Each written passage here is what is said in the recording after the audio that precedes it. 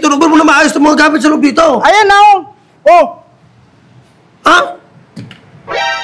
Sana?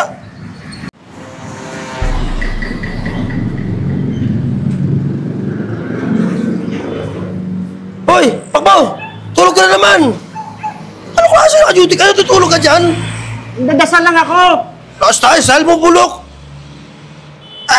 Alam mo sabi ko, sumumunta kay boss, wag ang ginagawa mo. Kanina pa ako nag-aabang sa'yo. Ano na oras, oh? Ano oras pa pa rin sa Alas City, di ba? Ano oras pa lang na maaga? Anong alas 7? Alas 6. Ibig sabihin, late na ako. Ba't wala kang madali? Ako na, tulog ka na. Alam mo naman, may askasuhin pa ako eh. Sinusundan ko si boss. Kanina umaga papasok mo sa akin, late ka ng 30 minutes. Anong 30 minutes? 1 minuto lang yun ah. Ayos ka! Ang aga ka pumasok, parang panggalit. Samantala ka na umaga, lagi kang late sa akin eh. Pangatlong araw mo tuloy ka lagi. 1 minuto lang. O, di sige na. Alam mo naman, pinabantayan ko si boss eh. Tulog pa na. Aalis na naman yung papunta na naman gumaka. O, sige na, tulog pa na. Sige na. Tulog pa na. Sige na. Over ka na tapos, Anong kuha dito? alin? Anong mga turnover dito? Turnover mo na maayos itong mga gamit sa loob dito. Ayan na oh. Oh. Ha? Sana? Alin? Mula pa kasi mo alas 6 hanggang alas 6 ng hapon. Normal sitwasyon? Eh ano man? May delivery si boss. Ang dami dumating. Pati mo nilagbook yun. Okay na yan. Alam mo naman marami akong alam eh. Ang dami kang alam. Paano pag ako tanong ni boss yan sa kaya sitwasyon na lagbook mo? Saan? Yung lang turnover ka na yung mga grocery. Okay lang yan. Akong bahala doon.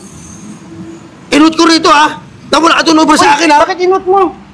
Eh ano yan? Pag magka-problema ka si boss dito, mag-anong sa akin, ano na sumating yung delivery? Ano na sumalis? Ano mga dineliver? Ilang items? Ano ilagbook ko dito? Walang problema doon. Malakas ako doon eh. Oo nga, pero inut ko rito. Nagano'n yung ano mo, ha? Wag may note. Ba't hindi ko inut eh? Paano pag nagka-problema nga, di akong sisingin ni boss yan?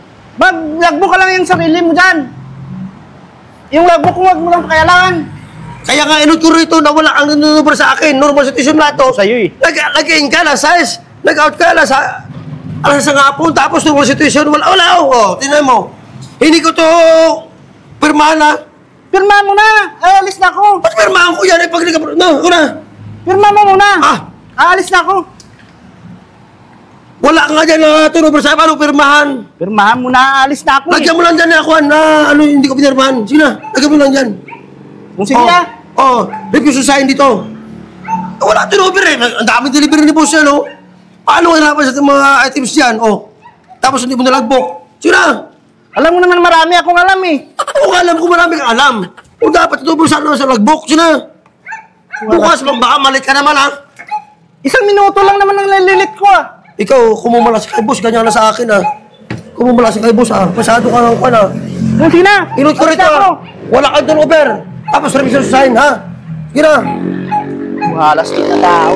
Pag dumating si boss, sabi sa kanya ganun. Yeah.